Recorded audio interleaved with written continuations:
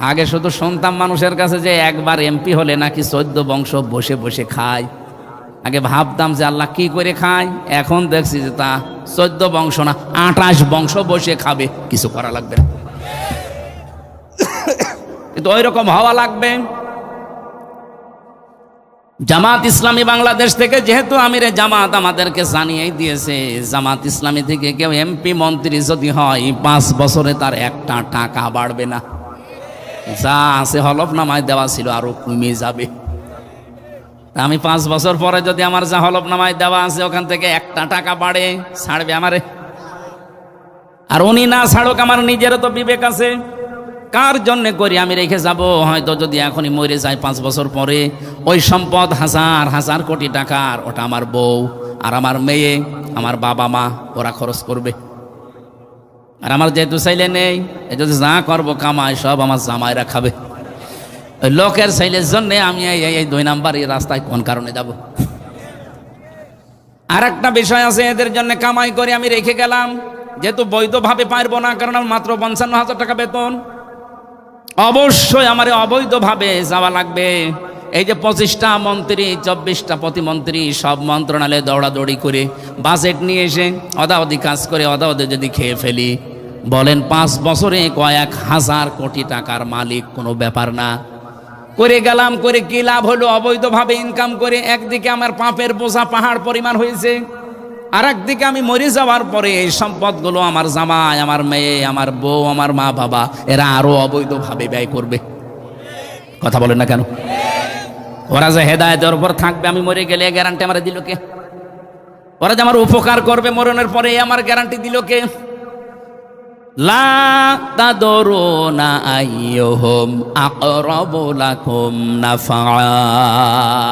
তোমরা কেউ জানো না, তোমাদের মা বাবা, তোমাদের বাপ দাদা, এই মানুষগুলো তোমাদের সন্তানাদি কে তোমাদের উপকারী কেউ জানো না। মরে যাওয়ার পরে ওরা দেখা যাচ্ছে এমন একটা আয়োজন করেছে যে আয়োজনে গোনা হয়। এরকম আয়োজন নেই দেশে? এরকম হাজারো অবৈধ কাজ করবে, বিশাল ডিশ এন্টিনা নিয়ে সারাদিন নাটক সিনেমা দেখলো মনে করেন। একদিকে আমার অবৈধ কামাই করা টাকা, আর একদিকে অবৈধভাবে ব্যয় করতে থাকবে। এদিকেও গোনা, ওইদিকেও গোনা, মাঝখান থেকে এগুলোর ভোগ করা লাগবে হামজাকে, আর ওরা থাকবে আরামে। এই পাগলামি আমি করব কোন কারণে?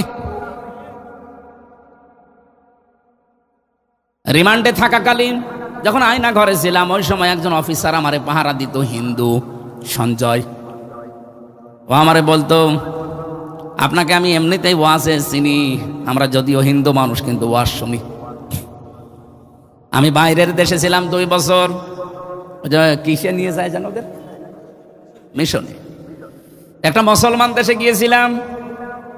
ওনারটা আমি বলছি 2 মিনিটে, এই কারণে এখানে একটা শিক্ষা যে ওনারা কিভাবে বুঝেছিলেন আর আমরা আসলে মুসলমানেরা কিভাবে বুঝি।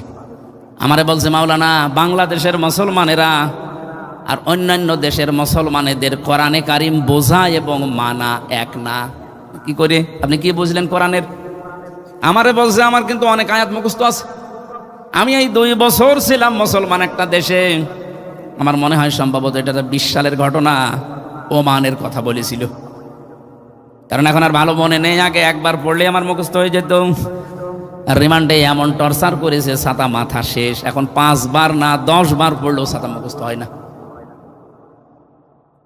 মাথার চুল থেকে পায়ের তালু পর্যন্ত 1 ইঞ্চি জালেমরা বাদ দেয়নি, যেখানে অত্যাচার করে নাই। যেভাবে করা যায় ওইভাবে করেছে।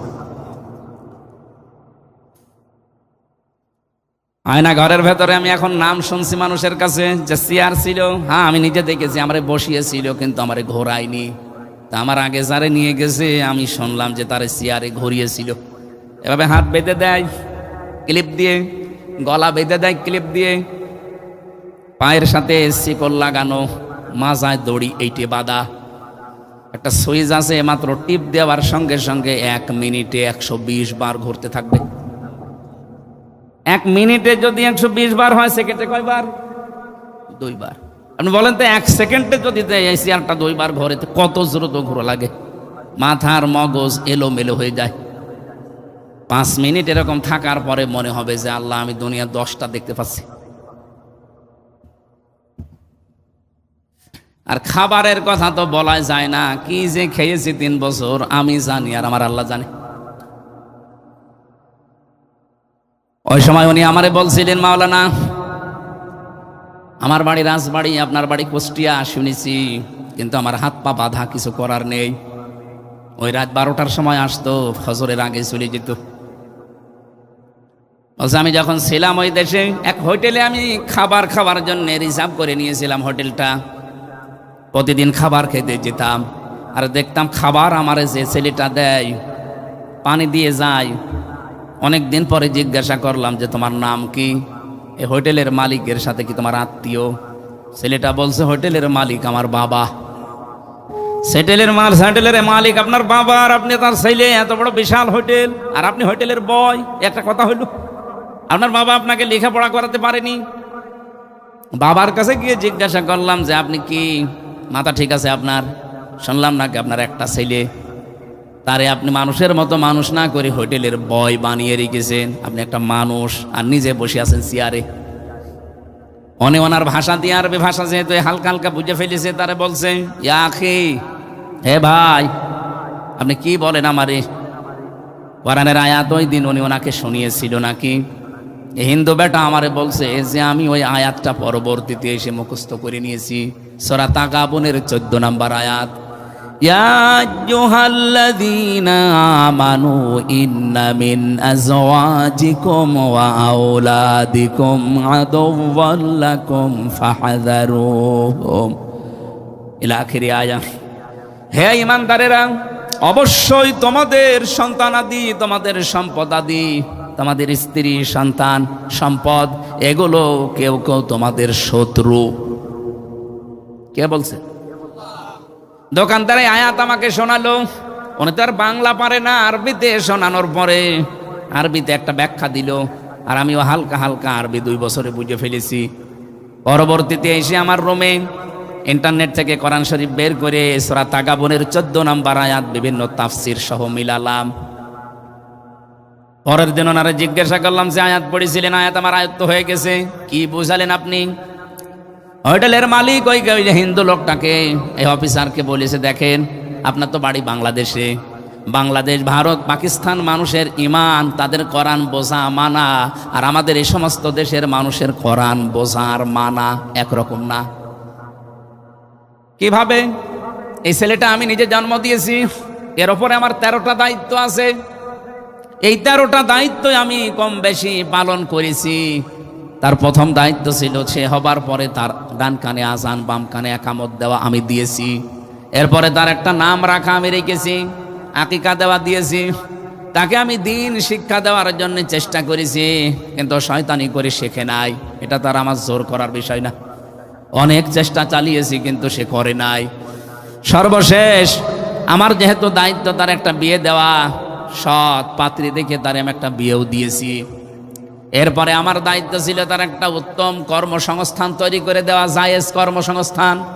এখন ওর যে লেখাপড়া,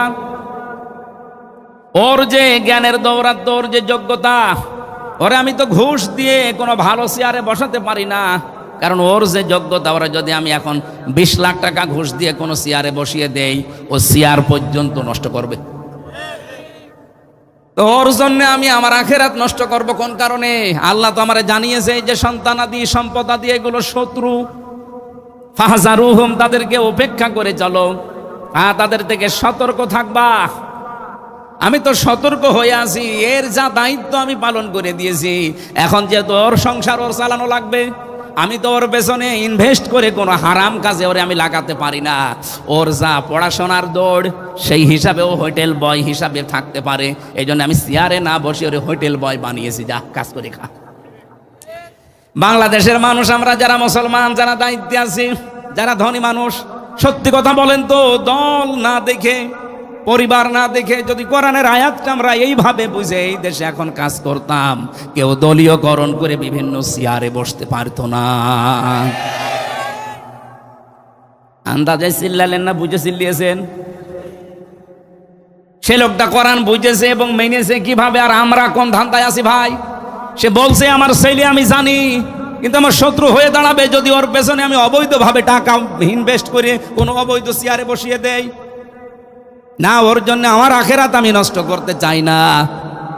সাতক্ষীরাবাসী, এটা রেকর্ড হচ্ছে, কালকে সারা বাংলাদেশে ছড়িয়ে যাবে। সারা দেশের 18 কোটি মানুষই আমার। দল আলাদা করতে পারেন, মত আলাদা থাকতে পারে, ভাই অনেক ভালোবাসি আপনাদেরকে, পাগলামি করবেন না। কি করবেন আপনি এত টাকা পয়সা কামাই করে? আপনার মতো বুঝ যদি হতো, আমিও তো এই রাস্তায় থাকতে পারতাম, কত কিছু করতে পারতাম। আমি নিজে তো এখন টের পাচ্ছি, কিন্তু আমি বিশ্বাস করি যে এগুলো একটাও আমার সাথে যাবে না, সব আমার শত্রু হয়ে দাঁড়াবে।